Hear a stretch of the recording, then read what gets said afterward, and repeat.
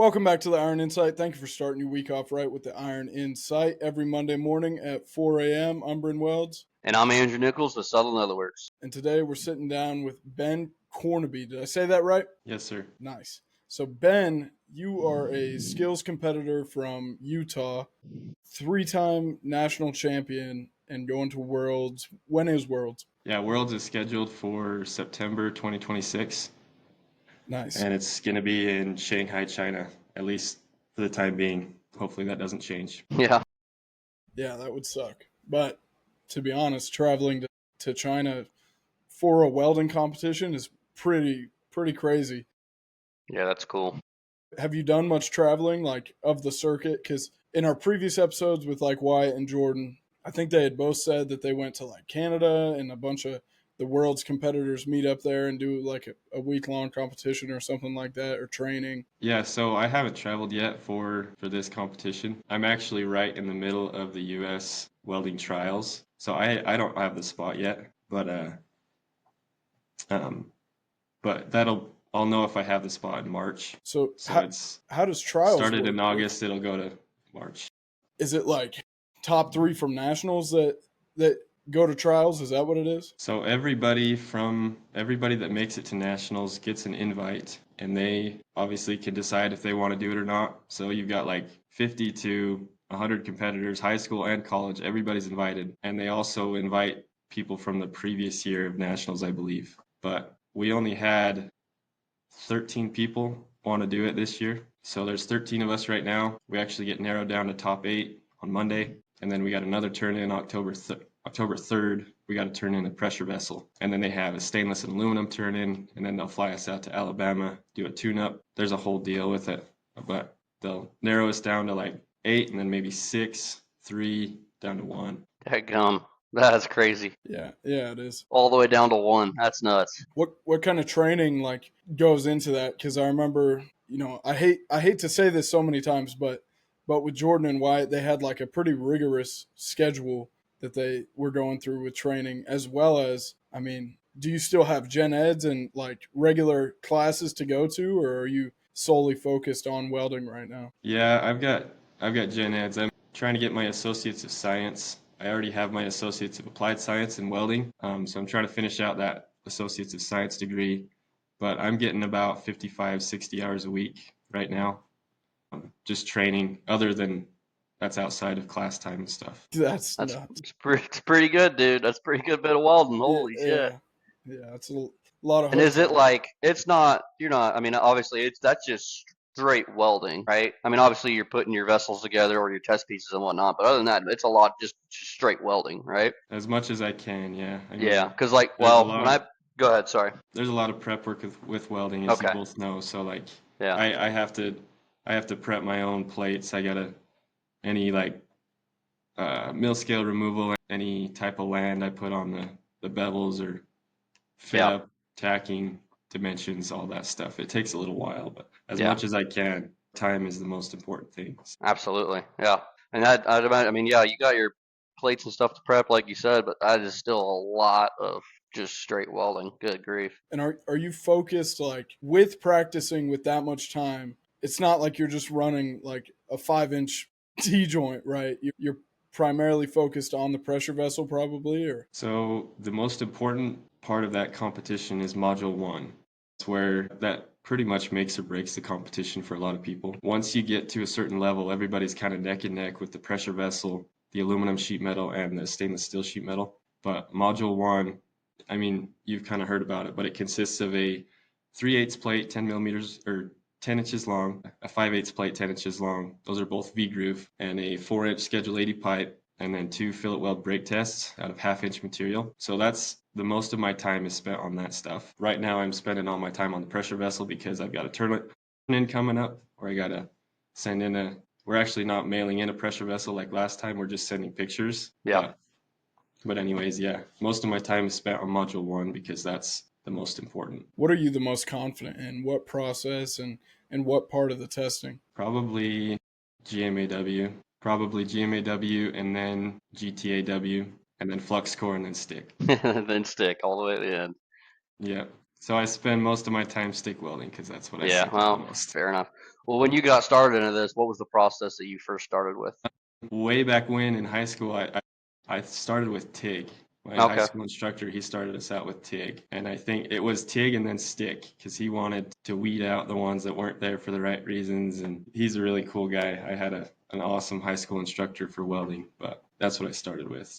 That's a hell of a way to do it. Holy Yeah, yeah. shit. I think it's great. I mean, a lot of the people I talk to, it's either they started with MIG or they started with stick. I don't think there's anything wrong with it. I think stick is a good way to start. But TIG, I mean, that must be what the Utah boys do, Bryn. They must start with the hardest and then everything else is easy from there. What speaking of that, what makes you guys in Utah so like is the program skills focused or are the teacher skills focused? Or is it just because something in the water breeds D1 welders in Utah or what? So the instructors are pretty skills focused. Like they've just been involved with that program for a while. Austin Welch competed in it in the Fab team competition, had a lot of success. Jake Clement competed in it, didn't make it through the pre-trials. Jeremiah Garcia made it all the way to the top 3, ended up getting second place in the US welding trials. They're all kind of invested in it and they've just done it for a long time. And like I think Jordan mentioned, like this school kind of attracts welding competitors. I came here specifically to compete. So other than that, like being a competitor, they give me all the time in the world to be in the shop. They all kind of have their different expertise. Austin's really good about like just general competition stuff, time management, stress management. Jake's he was aerospace and nuclear TIG welding. He's really good at kind of working through problems with TIG welding. Jeremiah Garcia is probably the best welder here. He was on pipeline for about 12 years, traveling the US. And then Jake's dad, Ben, he's like good with oxy fuel cutting and stuff, which doesn't apply to world skills, but throughout like state and nationals, he was a big help to me. So they all kind of have, it's kind of a good spread of like everybody helps out in their own way, and I can go to any of them and get really good advice. Absolutely. So you've got the support and backing from that team that you just listed. Is there any like here in Nebraska, at least with skills, it's probably not taken as seriously, but there's a lot of local business support that supply material for training, depending on what city they're in, what school they'll give all that to. They'll offer them jobs in high school. And so is there any like local or even national businesses that support your school and the competitor from that school each year specifically? So I actually worked at a welding shop here in Price for about a year, and the owner, he used to be a welding instructor here, and he also competed in the US welding trials. He made it to he got second place as well. He's a good guy to go to. I keep in touch with him a little bit, but other than that, I can't really think of like local businesses that specifically support us. Yeah. Is that Chandler? I'm Mason. So it was Chandler's instructor when he was going to World Skills. Gotcha. Yeah, that's weird because, like, Jordan was telling me he didn't really have much support until he made it through trials and was dedicated the U.S. competitor for Worlds. And then he tried to help fix that when it came Wyatt's time, where he tried to get more companies to help financially. Because for you as a competitor, it's a huge financial and time investment. And it's a huge competition. So previously, with there not being much support, that kind of sucks for that competitor that puts that much time and effort and money into it. Yeah, being involved with the college, like they cover all the financial stuff. They'll buy my material, my consumables, all that stuff. So it's really nice for me, obviously, being with the college. And when I was actually in high school, before I came to the college, we actually did get quite a bit of local industry to help out. I was training in my high school instructor's garage for the summer before I moved to Price to come here, just getting ready for the US welding trials that year. That was in 2023. And we got sponsors for pipe and plate, and Lincoln, he got a really good sweet deal on all the consumables, and we got a local welding shop to supply a fume extractor. He already had the welding machine, which was pretty awesome. But yeah, it was a good deal. Nice. And so have you been to trials 3 times now? This is my second time going through. They hold it every 2 years. Where is it in Alabama? It's near Huntsville. They have a facility, the Robotics Technology Park, I believe it's called. They have a place set up there that they just leave everything set up and we can go there. They've got a place leased out, so. I believe the school you're at in Utah is the only accredited testing facility, isn't it? I'm not sure on that. Because I'm pretty sure Yeti Welding was looking into becoming a testing site to certify welders and all that when I heard him on the Arc Junkies podcast with Jason Becker. But that's pretty crazy for a whole state to only have one accredited testing facility, but that much success in quality welding with Skills USA and Skills Worlds. So yeah, it's all about like just knowing what the judges are looking for, and then how can you get to that point? How can you consistently meet those results? Like, it's very scientific. Are you your biggest critique on your own work, or do you think that those instructors give you like their honest opinion, no BS? There are times when they're like a little more harsh than I would be, honestly. I'd like to think I'm my own biggest critic, but they catch stuff sometimes I miss. So we both know like the whole scoring criteria. It's all laid out. So like I just have to find any discontinuities or defects or stuff that I'm missing. Sometimes they find it and I don't. Another strategy that differed between Jordan and Wyatt was one of them would scribe where they wanted their toe lines, the toes of their weld, around like if it was a round plate, or even I think they did on some of the flat parts. Do you do that? I do that. Yeah. Yeah. Nice. Yeah, I kind of rely on that, honestly. So it's 10 millimeter weld size, usually on the pressure vessel and in module 1, and it's plus 2 millimeters minus 0. So, I mean, it's just over a 16th, basically, variation you can have. So I do scribe, yeah. Yeah. And everything's in metric when it goes to Worlds? Everything. Once you hit pre-trials, everything's in metric. Gotcha. Like the gas, the wire, the dimensions, everything you measure, it's all millimeters. The gas we use is actually an 80-20 argon CO2 mix. So we've got flux core that works for that, but also our MIG, we can choose to do like a pulse spray, or a spray, or a short circuit with that, because you need at least 80% argon, as far as I understand, to be able to reach that spray. Yeah. Are you gonna spray? I use a lot of pulse. Yeah, there's a lot of programs on that Lincoln 3C that I get to play around with and find what works the best, find what I like the most. So. And that's who kind of sponsors you guys with wire and consumables and stuff. Is it Lincoln? Once we actually go to World Skills, they are the sponsor for World Skills. Yeah. Okay. So are you a big Lincoln guy? I like Miller for TIG, Miller Dynasty, and I'm kind of split. I don't really have a preference, honestly. Yeah.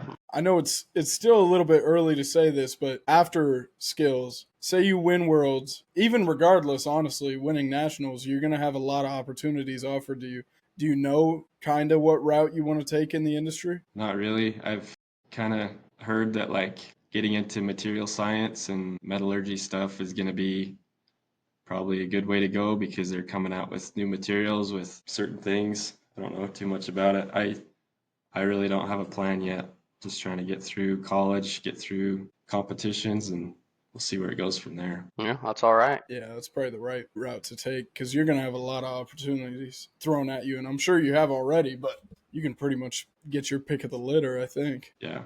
So when you talk about specialty metals, are you talking about specialty metals research, or are you talking about specialty metals welding, as in like actually doing the welding for specialty metals? Kind of developing procedures for new materials that are coming out. So figuring out how to join them, how to weld them together, what properties they have, and stuff like that. Yeah, that'd be pretty cool. Yeah, it would.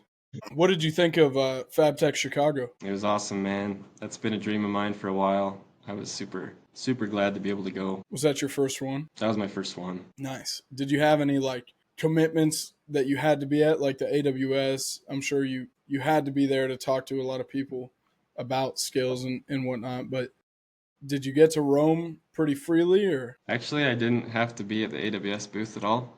That first Monday I was there, 3M Abrasives, they actually sponsored me. I competed in the Clash of the Grinders competition, so they paid for my flight out there, my hotel, everything. I was able to convince my welding instructor to come with me, which was awesome. But yeah, I was there that first day. We had a competition for about 4 hours, it was about 4 hours in total. But after that, I was there until Wednesday night, and I got to check out the show, walk around everywhere from that time on. I forgot about that. I forgot that you walked up to me with a massive check, like fucking, I don't even know, like 3 feet by what, 2 feet or something. But yeah, at the end of one of the show days, you walked up with that, and you competed in the AWS competition too, right? Yep, the AWS, just that mini competition is like a 5-minute welding test. Ended up taking second place in that one and third place in Clash of the Grinders, but Nice. So you profited off of that trip. I did. That's awesome. Good way to do it. Yeah, pretty fortunate, but it was fun. What was Clash of the Grinders like? Because that's not just a at Fabtech thing, right? That's like multiple events before. No. They've done it. They kind of switch it up every year, but they've done the first one they did, I believe, was at Fabtech. The next year they had it at a facility, and it was like a week-long thing. This year it was just a single day, like 3 rotations, each 20 minutes long. Very short competition, but it was good. Yeah, and that's so weird to me because it's a competition on grinding, right? Mostly grinding. They did have a welding test. But Gotcha. yeah. Yeah. So what goes into making a high enough quality grind on some material to be able to defer first, second, and third place, etc.? Well, they had one where we had to remove welds and then polish, and they had a profilometer. I think it was called, to measure like scratch depth and consistency. And then they had us bevel a 6-inch pipe. They had us put a 45-degree bevel on it, which was weird because that's pretty steep. I just wasn't used to doing that. Yeah. And then the welding test, they had 2 different sizes of wire, 035 and 045 solid wire, and then like 3 different gas mixtures. So we got to choose actually what we wanted to use, and the goal was to get full root fusion in a 1/4-inch T-joint. What did you choose out of your options? I chose 035 and like the highest argon content. I just thought I'll spray it in there, get it right down to the root. He's a big spray guy. What machine did they have you use? It was a Lincoln. I don't remember the power source. It was like a Flex-Tech 350 wire feeder or something, but I believe they were Lincoln. Were you able to make it to the other halls at Fabtech, like the finishing one, the metal forming, fabrication? I made it to the finishing one. I've spent a little bit of time in like the automation one with the like laser cutters and benders and all that stuff, but I spent most of my time in the welding one. Yeah. But yeah. It's about how it goes. Yeah, I guess I wasn't even thinking when I asked that because the 3M one was probably in finishing, and I did not make it over there. It was in welding. Really? Yeah, that's a cool opportunity. How do they select the competitors for that Clash of the Grinders? It was way back in May. We had to submit a video and just like a kind of a bio about ourselves, and there was only 6 people that competed. They were saying close to 100 signed up. Not sure how accurate that is, but like just for coming out, 4th through 6th place got $1,000. Wow. Like, Dang. even if you didn't place. So Students That's only, crazy. though, right? yep, students only. Yeah. I wonder if you could like enroll in one gas metal arc welding 1 course and qualify for that at some community college. That'd be funny. Next time around, try it out. Oh, that'd be funny. Yeah, because technically you're a student then. A really, really qualified student, but still a Yeah. student.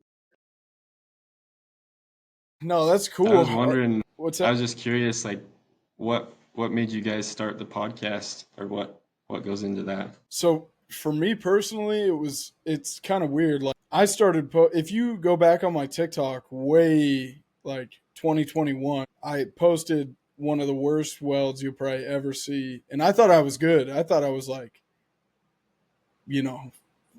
like ready to fucking go. And it was just a really bad MIG weld. Got 40,000 views in like 2 hours just because everybody kept commenting like, man, that fucking sucks. That's horrible.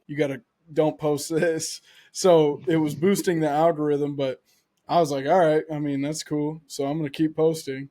And I kept posting and slowly got better, but I never really showed my face or talked in any of my videos. I always used like text to speech in them or something like that.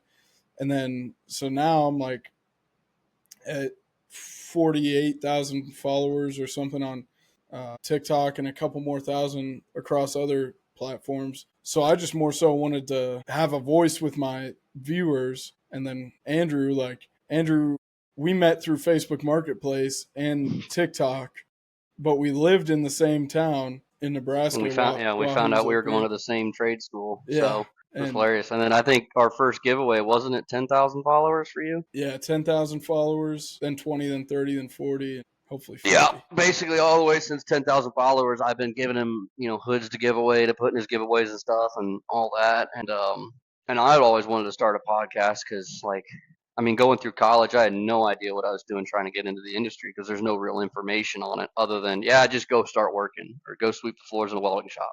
Well, that's not for everybody. So being able to start a podcast with Bryn, who kind of went the same route I did, went through school, broke into the industry, this, that, and the other, and was going through the whole social media thing. So to be able to voice to like younger guys that are just coming through high school, they reach out to me all the time, like, what do you think of this? What do you think of that? And just being able to help them and give a hand up to the younger generation. And also, I just like talking to people with cool stories.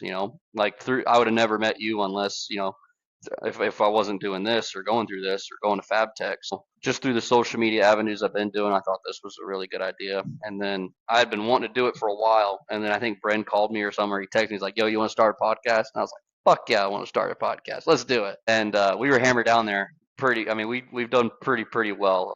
There was a couple people who was like, yeah, you get to 10 episodes, then we'll talk. I think we hit 10 episodes within like the first month because we just videoed a bunch of them at a time. So I mean, we hammer them out pretty darn well. But yeah, it was just we both kind of wanted the same thing, which was to talk to people and get everybody's story. So because everybody's got a different story for how they got in the industry and what they're doing. Yeah, Right it's on. That's like awesome. it's like a never-ending networking opportunity to, Yeah, as well as staying in touch with the people that we already knew. Like we just recorded an episode with Cody Aljets, a metal artist out of Gunnison, Colorado, and it was our second one with him. But because we've only seen him twice in the past 2 years, so it's just good to keep in touch with him. And then also, like, he's progressed a ton since our first episode, so there was more information to talk about. And then, like, if you wouldn't have came up to me at Fabtech, I might have spotted you and been like, oh, I got to go talk to him. And then if it wasn't for this following up on that, then who knows, like if we would have really met each other. So it's yeah. like, And then we didn't really know Cody Altjets until Orlando Fabtech. And then we kind of met him, and I was like, oh yeah, how's it going? Hey, and then like I'd see him as a pretty darn good friend as of now because it's just progressed in such a way. We've had him on the podcast twice. We've seen him, at the last two Fabtechs and continue to talk back and forth. So just for continuing on relationships and then finding new ones. Like, I'm going to follow where you're going, Ben, and hopefully see you in Shanghai in September of next year. That'd be pretty freaking cool. So, Yeah. and then, yeah, we're also able to connect others through this. So say kind of like Cody's with Forney Welders because they're in Colorado. I was like, man, Cody's work, he doesn't have a lot of followers, but he's got a ton of high quality work and crazy sculptures with a wild story. So, and Forney's not only a couple hours away from him that manufactures welders. So why not try and hook Cody up with the connection that I had at Forney already. So just being able to do Yeah. stuff like that for others. And it always comes back around in this community specifically is kind of returning favors. Like we had Cody Freeze that owns Badass Workbench on the podcast 2-3 weeks ago. And Andrew got to put some of his hoods in that booth at Fabtech this year. So just little stuff like that makes it all worth it. Yeah, that's sick. And I'm sure like you're going to be able to meet some pretty important people, and I'm sure you already have, that are super heavily involved in skills and maintain that over the years. And so it's all just constant networking is what we've found to be the key. Yep, I've met a lot of cool people throughout this journey, so that's for sure. So how old are you? I'm 20. 20 and 3-time national champ. Yep. That's nuts. that's an impressive bragging point. That's for sure. Thanks. Do you get like a big plaque or anything? You get a trophy? What do you get for winning that? I Get a have handshake? a lot of I have a lot of welding helmets. I've won about probably 6 or 7 small welding machines. There you go. You get the medal. Yep. Sometimes you get a scholarship. I did get one this last time around for school. That's awesome. Nice. That's Is it nice. to the school you're going to now or a different one? Yeah, school I'm going to now. Yep. Gotcha. I used it for that. Yeah, that's pretty cool. And then obviously, if you apply for like what I did, I got super lucky that not that many people in Nebraska knew about the AWS section scholarships and yada, yada, yada. But I applied for the state and Nebraska one and then my chapter and won them both. And then that was plenty enough to get me through community Yeah. college. So I got the leftovers. And then That's awesome. like CK Worldwide has a scholarship too. You know, there's just a ton of them. So. And not a lot of people hear about them, so it's pretty easy pickings if you Yeah. just give some effort. Not a lot of people apply for them either. They just don't do it. So, I mean, you could, yeah, like Brent said, you could pay your way through college, or you could have someone pay your way through college pretty darn easy and have a lot of leftovers. So, especially with the accolades that you have right now. But I'm sure you know this. But for those that don't, that are listening, yeah, it's a good route. Take advantage of it. Absolutely. Every single scholarship, apply for it, write a paper for it. I don't care what it is. I don't care if it's AWS, CK Worldwide. I mean, anything and everything. And if you win one of your AWS ones, you get on a thing at Fabtech. It's like they had this whole wall that shows each state and whoever won what. So actually, you got to go on stage for that, With a right? bunch of people, yeah. Yeah, I was on that 3 years ago. I got on that stage. Do you remember that, Nice. Andrew? Yeah, I do. I was there. Yeah, because I walked with you too, and you did your award ceremony. So Yeah, that was pretty cool. they said my name wrong and everything. Yeah, did. Oh, they did. Yep. It was just me and you in Atlanta trying like hell to figure something out. Man. Yeah. It was a lot of fun though. A lot of fun. Yeah. But what's a weekend look like for you, Ben? So my weekend is Sunday. I take Sunday off. I weld basically 6 days a week. So like Sunday, I don't know, I go to church, just have a chill day, kind of get reset for the week, make a plan, figure out what I'm doing Monday. Sometimes I go home. Family only lives an hour away, hour drive away. Sometimes I do that, but try not to because it makes it hard to come back. Yeah, absolutely. But yeah, it's just a chill day. Saturday I'm working all day, so it's just Sunday. Well, we appreciate you taking the time on your Saturday welding day to come on this podcast. Yeah, absolutely. Yeah, of course. I wouldn't miss it. Working that into your schedule. Here's one thing that we ask every guest before we end each episode. What is your favorite genre of music to listen to while you work or weld? Favorite? Probably country, and second favorite, probably pop. There you go. That's two good mixtures. Both of those. Well, we appreciate you taking the time out of your busy schedule to do this. We'll have all your social media. I don't know how big you are into social media because you don't post that often, but we'll put your links. None of these Utah boys are. They're never. They got like the best welds in the world, and none of them post. It's just. But yeah, I'd like to post more. Like kind of getting into social media, you feel like you just want to post the best stuff, and I don't want to do that. Like I want. Because that's not realistic. A lot of people do that, and then it kind of sets not a good standard, or like everybody absolutely, yeah, kind of doesn't see the real picture. So I'd like to post more of just everything, kind of the whole deal. Yeah, dude, post it all. Post you videos of you welding. Show your. I mean, because your worst weld is probably is guaranteed someone's best. Yeah. I mean, just post it all because everybody likes to see it. I know I do. So especially like the pressure vessels. That's not something that all of us cool get to do every day. No. Like, I think that's badass. Like, I like watching certain videos where people are just doing a plate test or a pressure vessel test. Like, that's cool to me. I really enjoy that. So, post it all, man. Absolutely. And if you could, if you posted a video nerding out on weld science, there's a lot of us that would nerd out with you. Absolutely. Or learn something from you. Love hearing all about that. So, I mean, there's a lot of kids out there, they don't know what's going on. They don't know what they're doing, but they like it and they want to see stuff that that can help them along their path. So anything like that, I see it as helping the younger generation more than anything, showing what I'm doing. Yeah, or even like showing more what goes into this competition because there's like so much we haven't talked about. Yeah. And like we get to develop our own welding procedures. We kind of have free reign as far as that machine goes. So whatever we can do to be able to pass the scoring criteria, like we got to come up with that. And so you try everything. Like you never know when something crazy might work. So Absolutely. I try weird stuff with welding. Sometimes it works, most of the time it doesn't, but you got to try it. Yeah.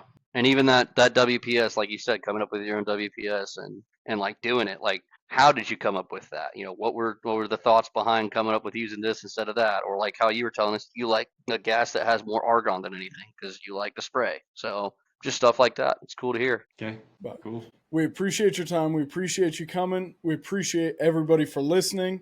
We would appreciate a review on whatever listening platform you're on, whether it be Spotify, Apple Music, whatever. We'll have my Everlast link and Edge Welding Cups discount code and link in the show notes. And Andrew. And you can check out southernleatherworks.net or the link in the bio for all your custom welding hood and custom leather gear. I also have an Everlast link if you're interested in purchasing a machine through that. Like Bryn said, go and give us an upvote or a good review or something and help us push this thing even further. Mr. Ben, we really appreciate you coming on, giving us a lot of good info on what you're doing, what you're accomplishing, and we really look forward to seeing where you're at in, say, a year from now. So hopefully we're seeing you somewhere over in China, welding your ass off and winning something cool and bringing home the gold. Thanks, guys. I appreciate it. Thanks for having me Absolutely, on. man. Anytime. We'll have you back on once you win that gold in China. Yeah, absolutely. We'll see you then. All right. Sounds good.